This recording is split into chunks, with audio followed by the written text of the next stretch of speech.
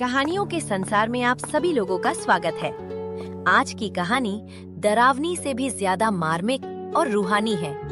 ये हमें दिखाती है कि कभी-कभी जिसे दुनिया डायन या बुरा समझती है, उसके पीछे के जख्म कितने गहरे होते हैं।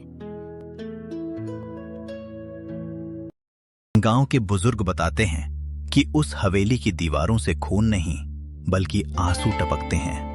लोग उसे बेरहम साया कहते हैं। गांव की परंपरा है कि सूरज ढलते ही से ही हवेली की तरफ जाने वाले रास्ते पर एक बड़ा सा ताला जड़ दिया जाता था। अर्नब ने जब कैमरा ऑन किया तो उसे लेंस में कुछ ऐसा दिखा जो नंगी आंखों से ओझल था। हवा में तैरते हुए काले धुएं के गुच्छे जो किसी के कराने की शक्ल ले रहे थे। जैसे ही अर्नब हवेली के मुख्य द्वार पर पहुंचा,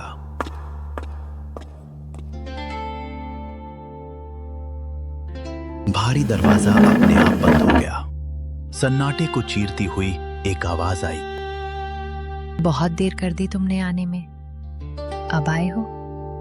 अर्नब ने देखा कि एक परछाई फर्श पर रेंगती ऊपर को जा रही है। वो सुलोचना थी। उसके पैर जमीन पर नहीं थे और उसके हाथों के नाखून इतने लंबे थे कि वे जमीन को खुरचते हुए एक अजीब सी आवाज कर रहे थे।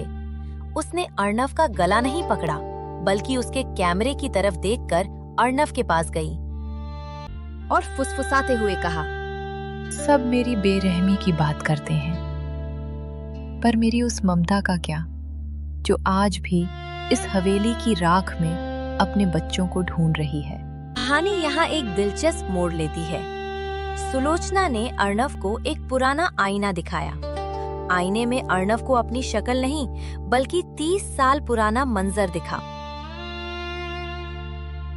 उसने देखा कि गांव के ही कुछ लालची लोगों ने सुलोचना की जमीन हड़पने के लिए उसे डायन करार दिया था और उसके बच्चे को जिंदा कुएं में फेंक दिया था।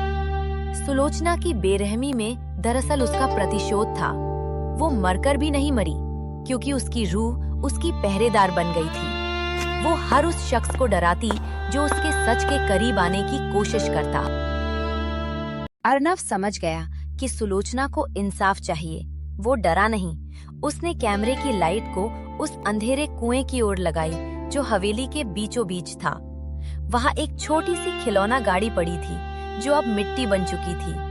अर्नब ने कांपते हाथों से उस खिलौने को उठाया और सीने से लगा लिया। उसने सुलोचना की रूह की आंखों में देखा और कहा, माँ, अब इंतजार खत्म हुआ। अर्नब ने अपनी जेब से गंगा जल की छोटी बोतल निकाली जो हमेशा साथ रखता था और उस कुएं में चीर दी। साथ ही एक प्रार्थना पढ़ी। अचानक हवेली की ठंडी हवा एक गर्म झोंके में बदल गई। सुलोचना का डरावना चेहरा एक शांत और सुंदर माँ के चेहरे में बदल गया। उसने एक आखिरी बार अर्नब की ओर देखा, मुस्कुराई और रोशनी की पुंज में तब्दील होकर आसमान की ओर चली गई। सुबह जब गांव वालों ने ताला खोला, उन्होंने देखा कि हवेली के आंगन में बरसों बाद एक फूल खिला था। अर्नब वहां नहीं था, बस उसका कैमरा पड़ा था जिसमें आखिरी रिकॉर्डिंग एक सुकून भरी खामोशी थी।